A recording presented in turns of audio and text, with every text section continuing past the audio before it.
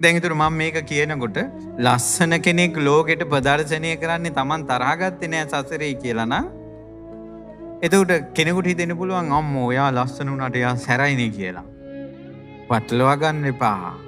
දැන් සැර තමයි එයාගේ අලුත් කර්මය. ඒ අලුත් කර්මය ඊළඟ ජීවිතේට යට පුරාණ කර්මය. එතකොට ඉපදෙයි විරූපී වෙලා. ඊට පස්සේ කෙනෙක් පැහැපත් නැහැ විරූපී. අනිත් අය දිහා බලන්නේ ගණන් ගන්නෑ. එයා ප්‍රදර්ශනය කළා ලෝකෙට මම තරහ ගත්තා කියලා. නපුරු කමෙන් හිටියා කියලා ප්‍රදර්ශනය කරා. ඊට පස්සේ අපි කියමු කෙනෙක් ලෙඩ වෙනවා වැඩි. උපන්දා ඉඳලා ලෙඩ. හැමදාම ලෙඩ. දැන් ඔය අම්මලාත් එක්ක කතා කරමු කියන්නේ ඔය උපාසක අම්මලා අනේ හාඳුරන්නේ ලෙඩ හැමදාම ලෙඩ.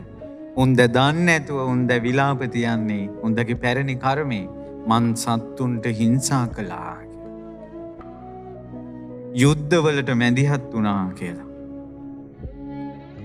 සත්ව හිංසාව ලෙඩ දුක් අධික වීම නැමැත්තෙන් ප්‍රකට වෙනවා. ඊට පස්සේ එයාට කට්ටිය නැහැ. වැඩපලක් කරන්න ගියාම කට්ටිය නැහැ. තනි වෙනවා. තනියෙන් තමයි හැමදේම කරන්න තියෙන්නේ. එයා ප්‍රකට කරනවා සංසාරේ මං ඉරිසියා කළා කියලා. ඉරිසියා කරපු අයට පිරිස එකතු වෙන්නේ. ඔන්න ප්‍රසිද්ධ වෙලා යනවා. පිරිස අතර ප්‍රසිද්ධ වෙනවා. පිරිස එකතු වෙනවා. එයා ලෝකෙට ප්‍රදර්ශනය කරනවා. මං සංසාරේ ඉරිසියා කළේ නැහැ කියලා. ඒතර ප්‍රසිද්ධ කෙනෙක් නපුරු දේවල් නරක දේවල් කරන්න පුළුවන්. එතකොට අපිට ආයෙ ප්‍රශ්නයක් එනවා. අනේ යා සංසාරේ එහෙම පින් කළා නම් මොකද දැන් එහෙම වෙන්නේ කියලා. නෑ.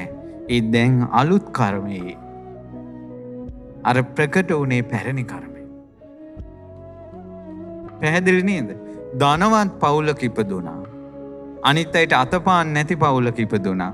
එයා ලෝකෙට ප්‍රදර්ශනය කරනවා මං සංසාරේ දන් දුන්නා කියලා. පැහැදිලිද?